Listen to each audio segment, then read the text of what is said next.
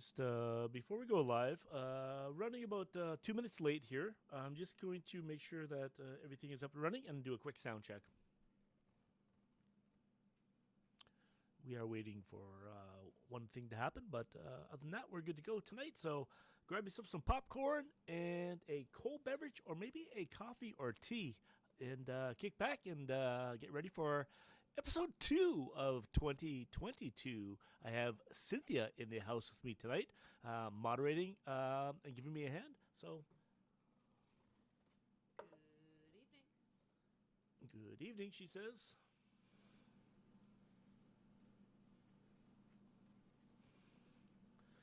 I'm just going to add cottage coffee in here as well.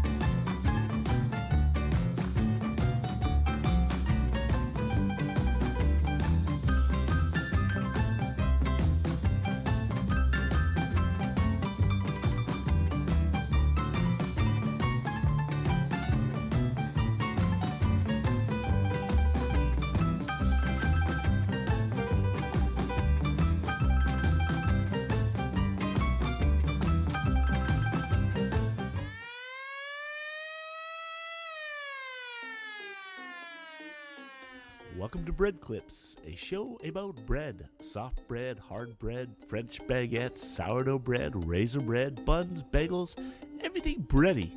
If you're gluten-free, this part of the show you may want to tune out of because we will be exposing bread. So get yourself bready.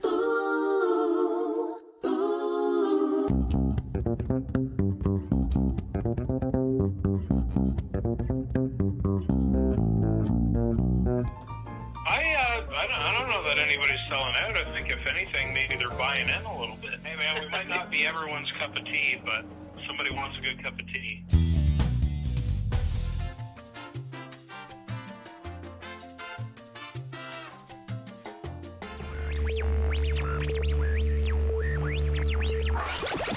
Good Wednesday evening. I'm Chief Meteorologist Happy McSunny, and I'm reporting to you live from the Westport and the Reno Lakes area. Wow, what a wonderful weather week we've had.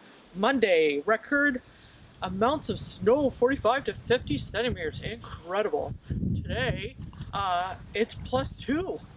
But tonight it's going to drop back down to -19, and we're going to see -20s for the rest of the week. A little bit of a chance of some flurries on Sunday coming up. And if you've tuned in tonight, stay tuned. Coming up next, the flannel panel. Back to you in the studio, John.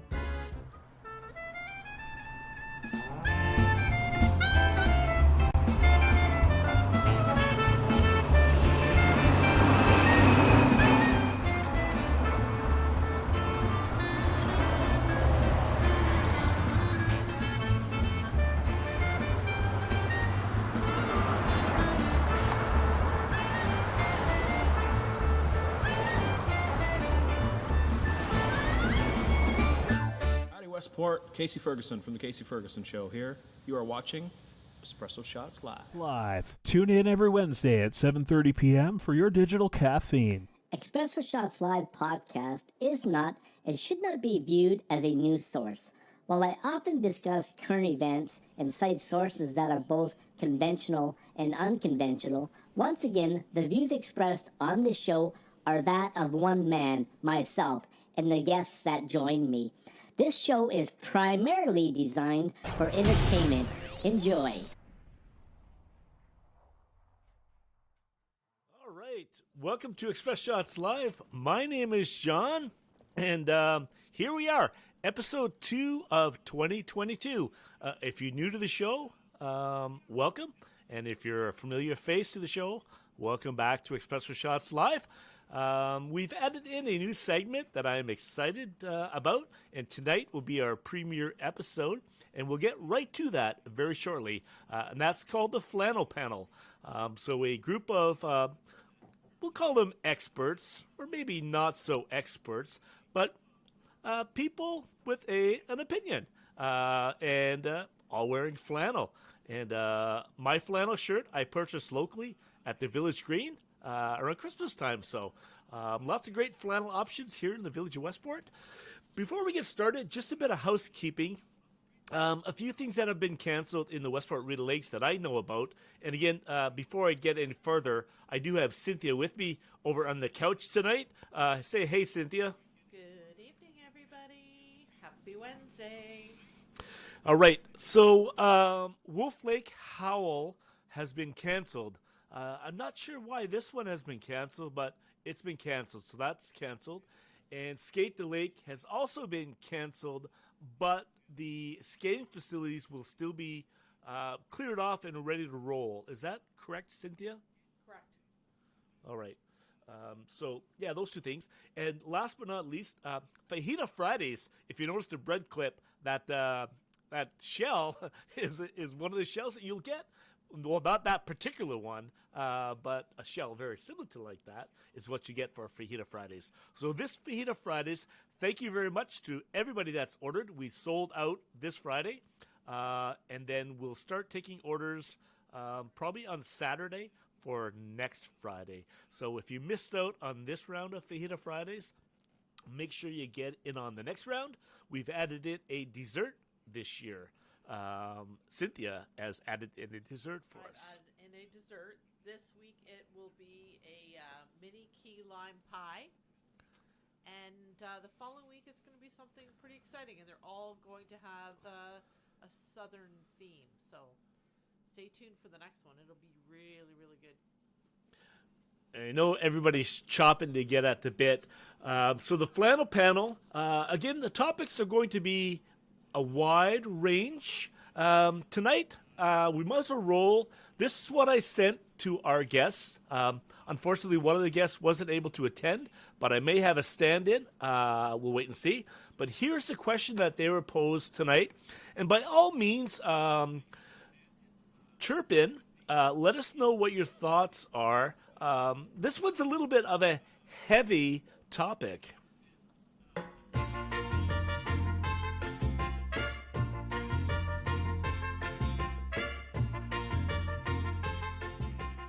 Welcome to tonight's flannel panel. Tonight, our panelists, or should I say our flannelists, will be asked the following question to speak on. We know that the healthcare system in Canada is very fragile. You can even go as far to say that it's broken and it's not working at all. COVID-19 has certainly highlighted this, and with the influx of both vaccinated and unvaccinated people in the hospitals dealing with COVID, it's a problem. It's been a real problem. So the government has tried. I mean, Francois Legault, the Quebec premier, has tossed around the idea of a vax tax. So if you're not vaccinated, you'd pay a tax or higher costs for health care. These are really difficult things to implement. There's so many civil liberties at play here and rights. It just might not happen. But certainly, it has to be fixed. And I think one of the number one problems that Canada has or faces is lifestyle, obesity, people that are overweight. and I'm in that boat as well. I could certainly lose a few pounds. So I'm suggesting that the panelists speak on this tonight.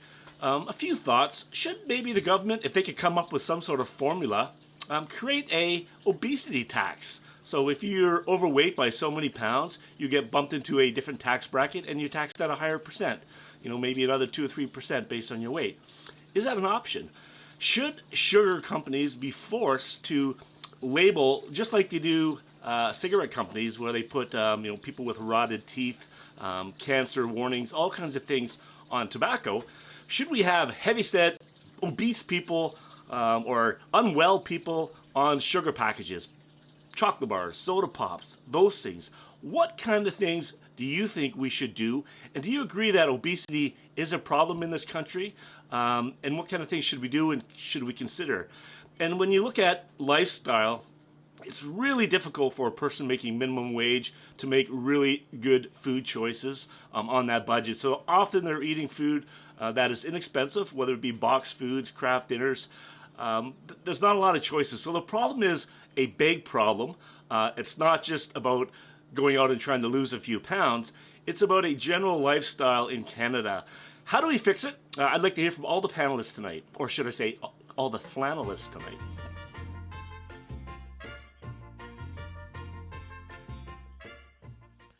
All right, without further ado, let's bring our panelists on board tonight. Welcome to the show, everybody. We have with us tonight, we have Finn. How's it going, Finn? It's going awesome. How are you? Very good. And we also have in the lower corner, Joe. Hey, thanks for having me on the show. You're welcome, Joe Mama. Love the name, man. Love the name. We're waiting on another guest, but they haven't joined us yet, so we're going to go ahead. So, how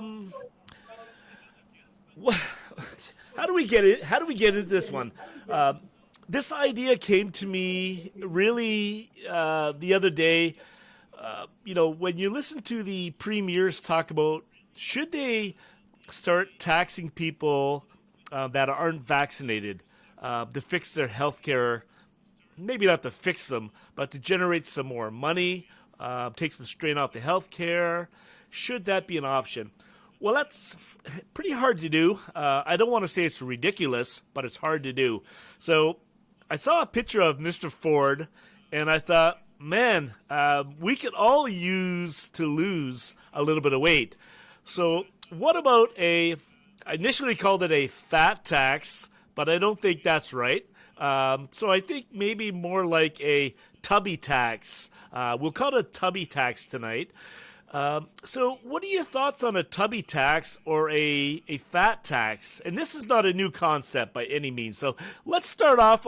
Let's ask Finn, what are your thoughts? Well, maybe we don't have to look at, we're talking about taxing unhealthy foods. Maybe we need to find a way to look at incentives on healthier foods, promoting healthier foods to buy instead of taxing the unhealthy foods. Yeah, I can agree to a point. Joe Mama, what do you think about that? Frank kind of said what I was gonna say, but I definitely agree that we need to start taxing we need to start taxing something. I think the fat tax is a very absurd idea, but I think we should start taxing these big companies who are producing these super sugary, unhealthy snacks. And those nutrition labels, right? They have super small portions, so they make them look healthier. And maybe these companies need to be more honest with with what they're putting in their product. Yeah, so you're saying there's a little bit of misleading the public when it comes to, it's more marketing than it is anything. So this has been tried. This is not new. So I got a few notes here. 2011 Denmark, they added a 2.3% tax on saturated fats, mainly on milks and things like that. And it didn't really work. All that happened in Denmark was people were jumping the border, buying the stuff next door to avoid the tax. So they ended up canceling that a year later. But it generated $260 million in revenue. So definitely a revenue stream there. In the UK, the same thing. They actually have a tax on their sugar drinks, and it is I forget what the amount is, but I'll give you an example. In the UK, none of the soda pops contain sugar in the UK, or most don't. Coca-Cola does, but they have 11.2 grams of sugar in a portion versus the United States that has 39 grams of sugar. So almost 3 times as much sugar. So this is definitely something that's on the purview. And to bring it closer to home, this year in September, Newfoundland and Labrador is actually adding on a tax to their drinks. So any sugary drinks, the notes here I have are, they are adding 20 cents per liter of sugary on the drinks. So you think these kind of things would help? Go ahead, Finn. Well, it would help. Definitely not a detriment, but I think it all starts from the employers. The employers need to recognize that the employees are just working more and more and more. They're not getting home in time to make dinners anymore. Like back in the 80s, geez, I was home at 4 o'clock every day. And then you get to the 90s and 2000s, well, it gets to be 8, 9 o'clock at night. There's no family time. There's no home time. So you're rushed to open up a canned soup or a box of Kraft Dinner. It's the lifestyle. And it has to start with the employers. They got to recognize the fact that families do not have time to make proper meals at home anymore.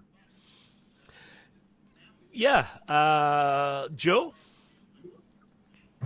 Yes, that's a good point. I think we need to also promote like healthier foods and start lowering the price of these healthier foods. Like even bigger produce sections in the grocery store. They're like wiped out at the moment. So like we need something that's gonna motivate people to buy more fresh foods rather than buying like cream corn from the can section or just any other canned food. Like just need to promote more. I agree with you, but like I said, people will still buy the fast food stuff if they don't have the time. Yeah, we were shopping yesterday, and there's a lot of things that aren't available because of COVID. And it's funny, whether it's trucking or whatever, but fresh produce, very limited, yet Kraft Dinner, canned goods, full, no problem. So obviously that's a logistics issue. Easier to make Kraft Dinner, store it in a warehouse versus fresh food that has to be grown, stored, and then trucked to the location, such as Canada. We don't grow a lot of fresh strawberries this time of year around here. No. So the other question I have is Frank, you hit on it. You said it's a lifestyle choice, and you hit on wages. You hit on wages, and again, so the government wants to correct lifestyles, and they'd like to see people eating healthier, but they don't promote much of it in the school system, from at least what I can see. They kind of miss the boat when it comes to nutrition, and so we're kind of lost a little bit. So it's a tough one because before you can fix diet, you've got to fix the economy. Before you can fix the housing crisis in Canada, you've got to step about 5 steps backwards and say, hey, the housing crisis will not be corrected based on government trying to make some changes to interest rates and programs. Those problems exist because it's too expensive to live in Canada, the taxation is too high, and the wages are too low for people. That's why we're in a housing crisis. Agree? Disagree? I agree. Totally. Now, listen, Joe Mama, you're heading off to school next year. Have you done any research on what it's going to cost you to live? A little bit, but not a whole lot. I know right now things are super expensive. Schooling and like living in a dorm and all that costs a lot of money. I know that. And even just like going to the grocery store and just buying foods, it's definitely on a rise. So yep, we definitely need to have more livable wages. I got my moderator here something to say, so you might as well go ahead, Cynthia. I can't hear you. You're speaking to the mic. Your alternative guest is sitting in your waiting room. Unfortunately, I don't see him in there, so I can't do anything at the moment about it. So I have to apologize to him. The guest left and then clicked back on, and it still says they're waiting for host. Okay. Sorry about that. For some reason, I can't add my fourth guest, but that's okay. So, frankly speaking, Finn, so in Japan, they actually have, let me grab my notes here on this one. In 2008, they created a thing called Medable Law. And this is how it works. It's basically an obesity tax.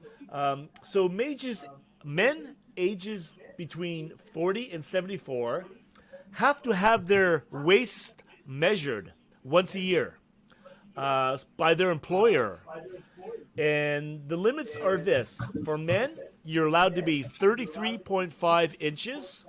For women, you're allowed to be 35.4 inches. And anybody who is not within that limit is fined.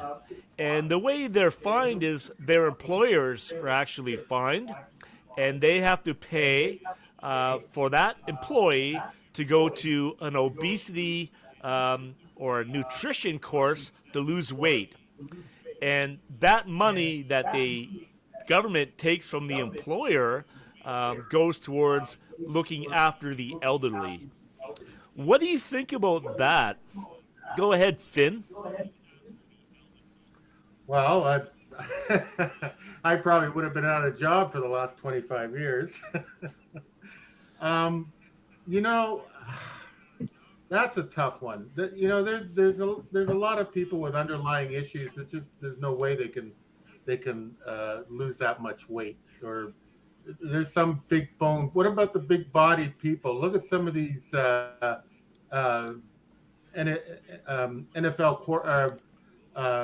football players. They got gigantic waists. They can't get any smaller. So I don't know. That's a tough one.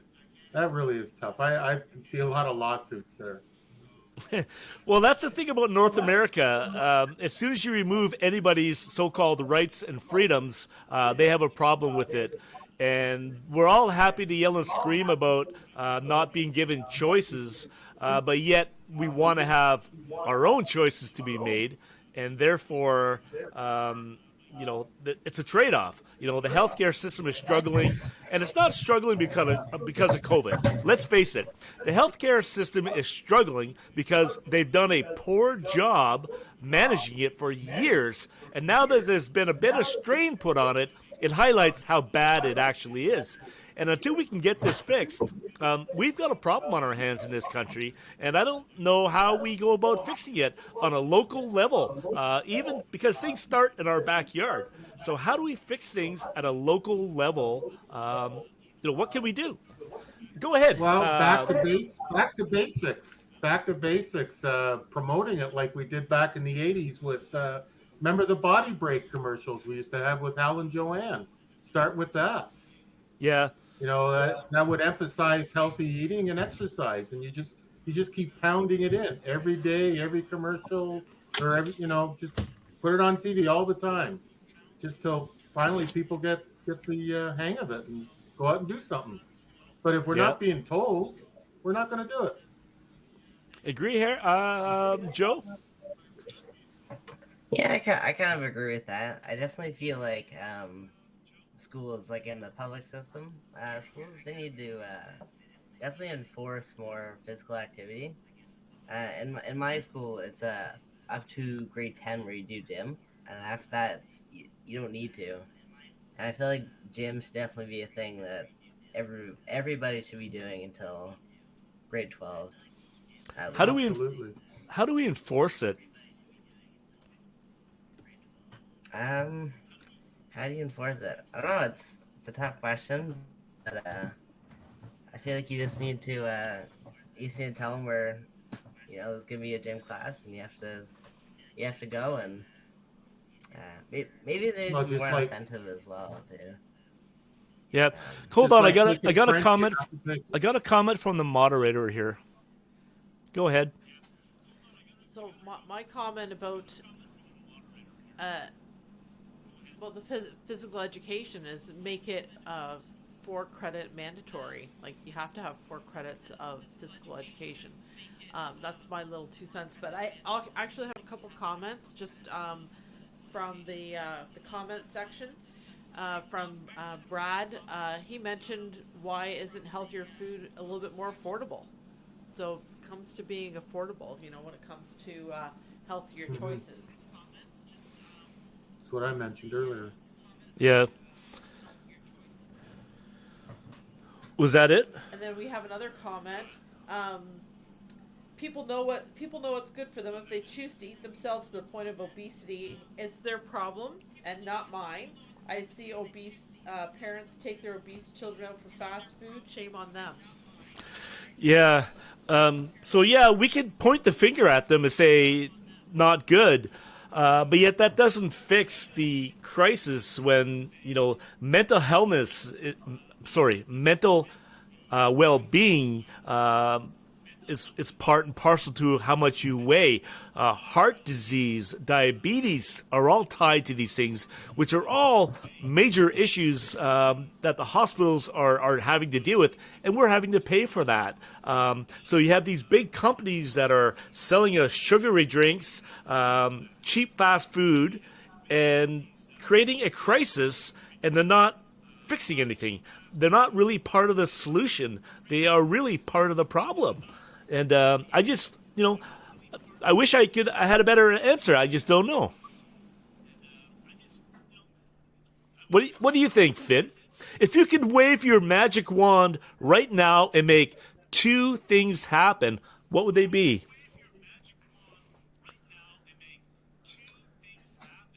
Yeah. Well, one thing, get the salt out of the water that I'm drinking, and I drink a ton of this water every day. I don't drink any sugary pops. I might drink 1 pop a week, but I drink probably 4 or 5 glasses every night of water. It's supposed to be good for me, but the amount of salt in the water that we have here, it's probably not. It's probably adding to some health problems. Yeah. So that I'd like to see fixed. Sure. And that's a real specific issue here. It's not, I don't think it's a general issue right across Canada. But that's interesting that you say that, because actually in Newfoundland, Labrador, what they're saying is the reason they don't want this tax on sodas, so many rural areas have a problem with drinkable water. So often there are boil outs where they have to boil the water, and they're kind of, they drink soda pops when that happens. So when they don't have a choice, what happens there? Yeah, that's true. It'd be cheaper to truck in the pop than a whole bunch of water. Yeah. So okay. So fix the water issues in all of the municipalities in Canada. Make sure everybody has clean, safe drinking water. Hey, yeah. Hey, it's Pretty the simple. healthiest choice to have. Okay, so that's one. Number two, and I would go with what Harrison was saying earlier. We maybe have to clearly mark packages that are highly saturated in sugars and salts, etc., and put some sort of warning label on it. Do you mean Joe? Joe. Okay. Yo, mama. So, safe water and better labeling. Okay, same question to you, Joe Mama. Yeah, my two things would be, that's a good question. I think we need to start rewarding people for, for gym memberships and like healthy lifestyle choices. People will maybe need to be incentivized to make healthier choices. So can you expand on that? When you say, hold on, but when you say healthier choices, incentives, should they be giving like tax credits for gym memberships, tax credits for bicycles, things like that? Yeah, exactly. Like if I were to get a membership, then like a tax break or that benefit or whatever that is. Sure. Like you need to save money for, living a healthy lifestyle. Right. Okay. So that's one. Two. Yeah. And then my second wish would be make like healthier foods way more affordable. And how do we do that? I don't know. I don't know. It's a tough question. Maybe we need to start growing things more local and have more greenhouses where you're like in cities, like maybe Westport could have like a big greenhouse garden where, these vegetables are cheaper and more affordable. Okay, so on a local level, really work with the municipalities to make sure that any opportunities to grow fresh produce, greenhouses, local gardens, maybe giving people a tax break in, let's say, Westport, if you grow a garden in your backyard, that you get a bit of a discount on your property tax, knowing that you're eating healthier, it's better for the environment, it helps the bees, it does so many things. Take a look at it from that perspective? Yeah, exactly. Okay. Yeah, I think, man, if we could do those four things, done. What's so hard about this stuff? I don't understand. Society would be perfect. All right, so let's wrap it up tonight. And again, thank you guys for joining me tonight for the premiere episode. My apologies again to my other guests. I couldn't get them in live tonight, but that's okay. We'll come back next week with a new topic. But before we do that, final thoughts tonight. We'll start with Frank. We'll end with Harrison. And then again, then I'll have a final thought, and that's that. But before we do that, I saw Fred commented that an apple or a pear or an orange is actually cheaper than a chocolate bar. And it really is. For sure it is. So go ahead, Finn. Final thoughts. Hey, I would myself would love to lose about 50 pounds. And trust me, I've tried the diets. I've tried more exercise. Exercise gets tougher as you get older for certain issues with joints and stuff. But, I do eat very healthy. We don't eat any health food fast food over here. But I still maintain a larger weight. But hey, if we could find a way to bring the weight down, I'm all in for it. And on a side note, I never introduced my little buddy here. Oh, this is Finn Jr. Say hi, Finn. Hi, everybody. Well, look at that. We did have a fourth He'll guest. be on the next show. I should have put him in the camera separately. He talks too. Yep. Thanks again for joining us tonight, Finn. Appreciate all your thoughts and comments. Love the hat. Love the flannel. Power to the flannel, man. Yeah. All right, Joe Mama, final thoughts? How do we fix this problem in Canada? And, oh, yeah, before you start, Jeff says he wants to run to get some Timbits right now.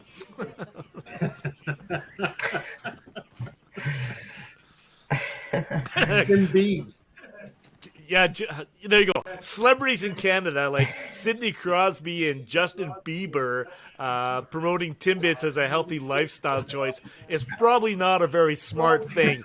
So Tim Hortons, if you've got your ears on, and I know you sons of bitches follow me, do something about your products and be mindful of what spokespeople you're putting out there and what you're pushing onto our kids. Go ahead, Joe Mama. Yeah, definitely. I think this is a major problem, and we definitely need to get a handle on it quickly. And we need to start something soon, or else we'll turn into the States. Whoa!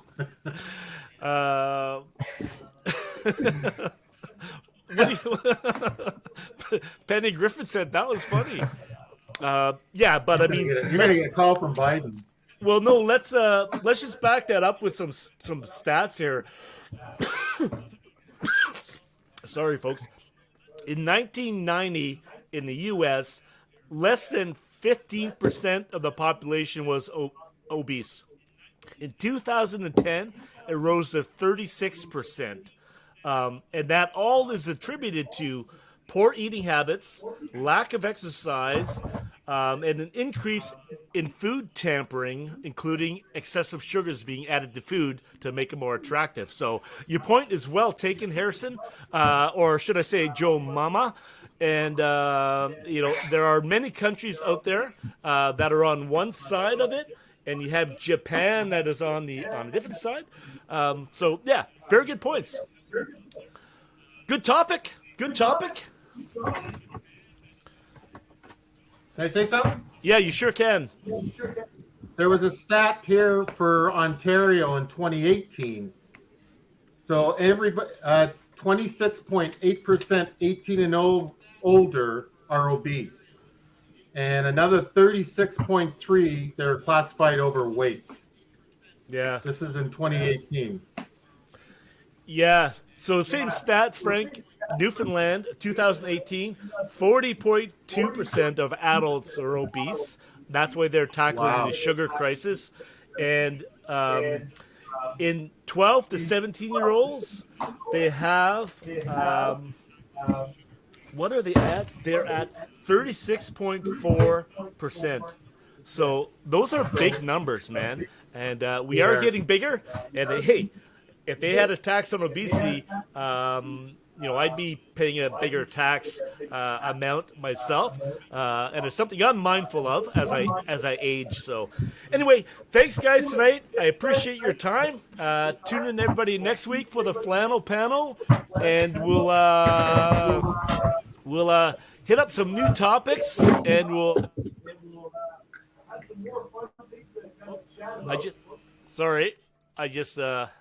Let me try that again. I shut myself down rather than my guests down. So, again, great conversation to have. I know it's a bit of a heavy conversation for a fun, lighthearted show, but all kidding aside, it is something we need to be mindful of. And take it from the flannel panel here in Westport, Ontario. This is a good time to take a look at your diet. COVID has not been kind to people. We've been locked in our homes for 2 years. Some people have been able to get exercise and do things. Other people have been forced to work behind their desks. And sometimes you just don't feel like doing anything. It's depressing. So anyway, tune in next week to the flannel panel, and we'll talk about another great topic. Cheers, peace, love, and coffee. Good night, Cynthia.